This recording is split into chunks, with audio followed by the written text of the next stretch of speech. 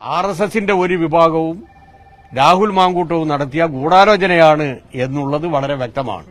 അതിനുള്ള തിരിച്ചടിയായിരിക്കും ഈ തെരഞ്ഞെടുപ്പ്. ആരെ പറ്റിക്കാനാണ്?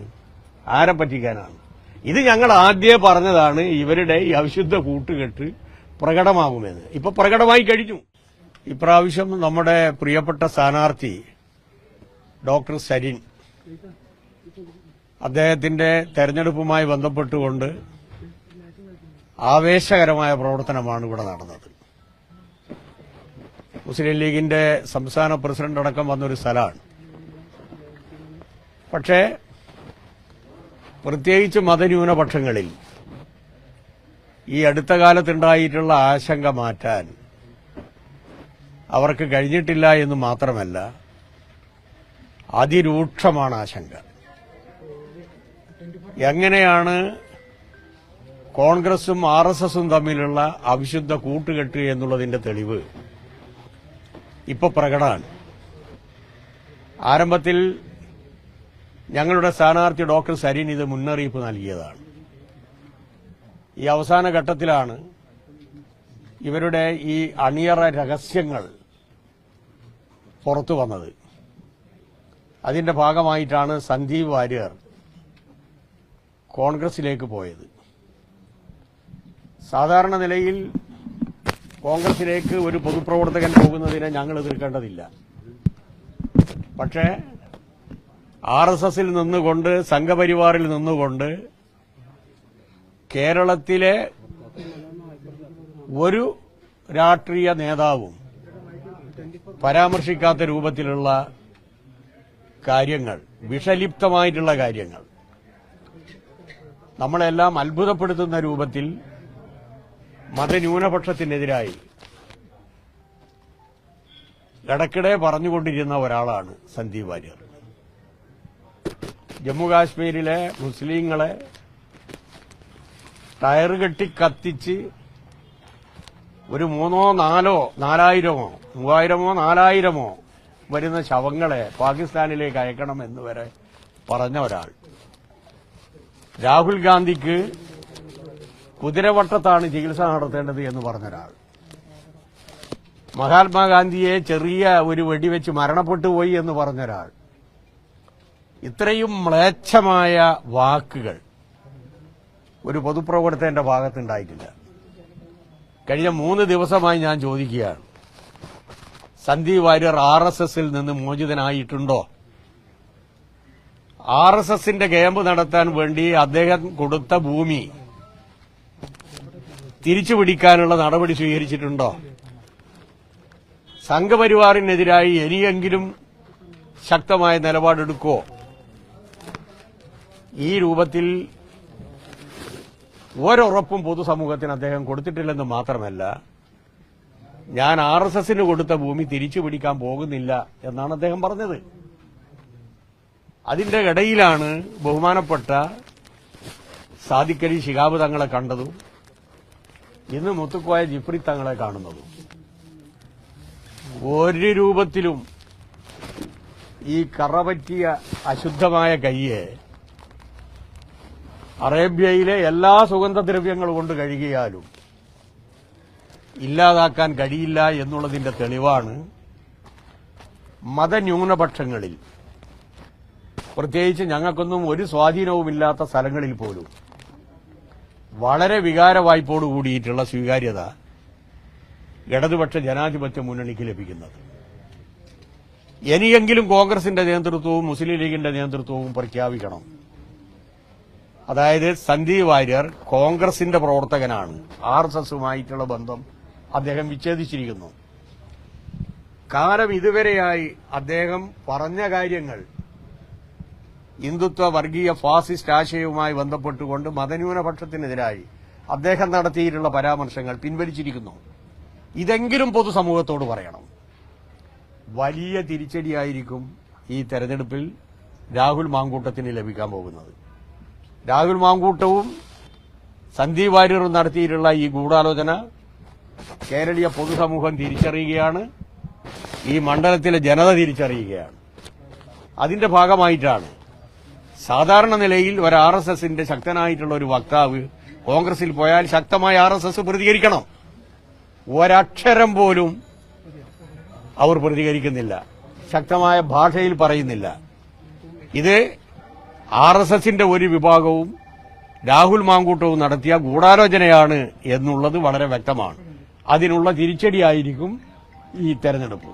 ഈ സമസ്തയുടെ പത്രത്തിൽ LDF സന്ദീപ് വാര്യരെ വിമർശിച്ച് പരസ്യം നൽകിയതിന് തൊട്ടു പിന്നാലെയാണ് ജിഫ്രി മുത്തുക്കോയ തങ്ങളെ സന്ദീപ് വാര്യർ നേരിട്ട് കണ്ട് അവിടെ ഭരണഘടന പുസ്തകത്തിന്റെ പകർപ്പ് കൈമാറുന്നത്. എങ്ങനെയാ അതിനൊക്കെ കാണുന്നത്? എന്ത് ഭരണഘടന കത്തിച്ച് മനുസ്മൃതിന്റെ ഭരണം വരണമെന്ന് പറഞ്ഞ ആളെടുക്കുക എന്ത് കുന്തവും കൊണ്ടായി പോകുന്നത്?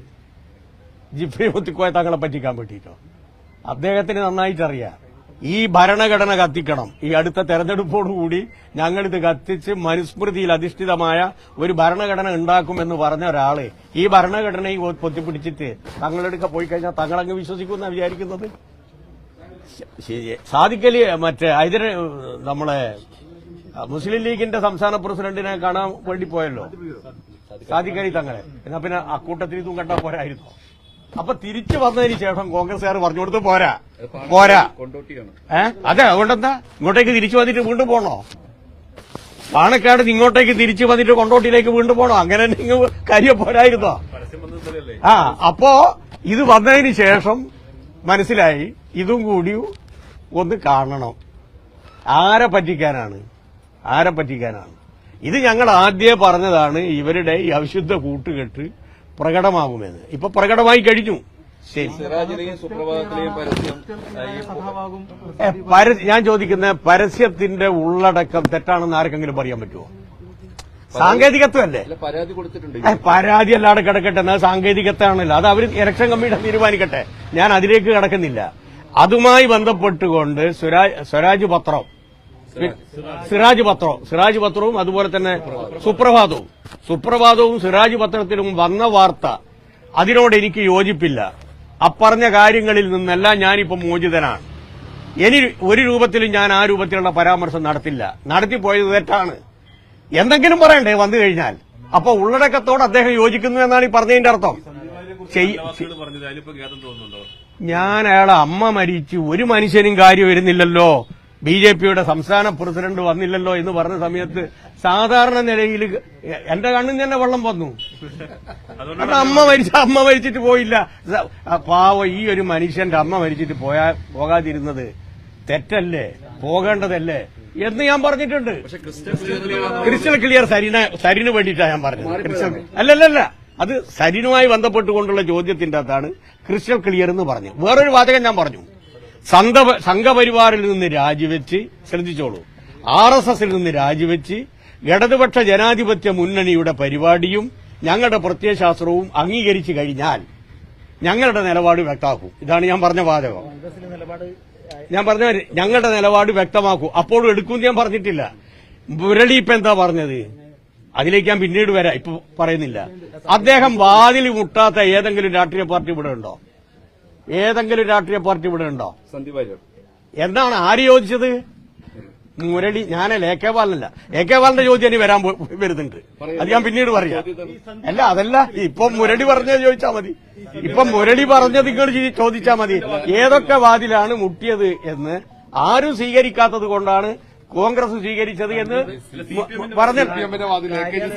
അതാണല്ലോ ഞാൻ പറഞ്ഞു. ഇപ്പൊ ആദ്യം നിങ്ങൾ ചോദിക്കേണ്ടത് മുരളിയോട് ചോദിക്കുക ഏതൊക്കെ വാതിലാണ് മുട്ടിയത്. അയാൾ പറഞ്ഞതിന് ശേഷം ഞാൻ പറഞ്ഞുതരാം. ശരി,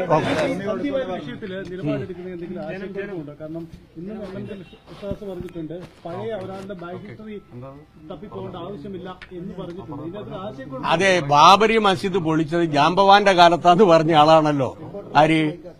KPCC പ്രസിഡന്റ്. അത് മുല്ലപ്പള്ളി രാമേന്ദ്രൻ പറഞ്ഞല്ലോ, ജാംബവാന്റെ കാലത്തല്ല ഇപ്പം നടന്ന സംഭവമാണെന്നുള്ളത്. അതാണ് ബഹുമാനപ്പെട്ട കേരളത്തിന്റെ മുഖ്യമന്ത്രി കണ്ണാടിയിൽ വെച്ച് പറഞ്ഞു. 1992 ഡിസംബർ മാസം 6-ാം തീയതി ബാബരി മസ്ജിദ് തകർത്തു. ആ ഒരു പശ്ചാത്തലത്തിലാണ് ഒറ്റപ്പാലം ബൈ ഇലക്ഷൻ നടന്നതും 1.25 ലക്ഷം വോട്ടിന്റെ ഭൂരിപക്ഷത്തിന് ശിവരാമൻ ജയിച്ചതും. ആ സമയത്ത് മുസ്ലിം ലീഗിന്റെ ഒരു പരിപാടിക്ക് വേണ്ടി തങ്ങൾ വന്ന സമയത്ത് ആളില്ല. അപ്പോ മുസ്ലിം ലീഗിന്റെ പ്രവർത്തകന്മാർ തന്നെ പറഞ്ഞു, ബഹുമാനപ്പെട്ട തങ്ങളെ ഈ ബാബരി മസ്ജിദ് പൊളിച്ചതുമായി ബന്ധപ്പെട്ടുകൊണ്ട് വല്ലാത്ത രൂപത്തിലുള്ള വികാരമാണുള്ളത്. പ്രത്യേകിച്ച് ഭരണത്തിലാണ് ഇപ്പോൾ ലീഗ് ഉള്ളത്.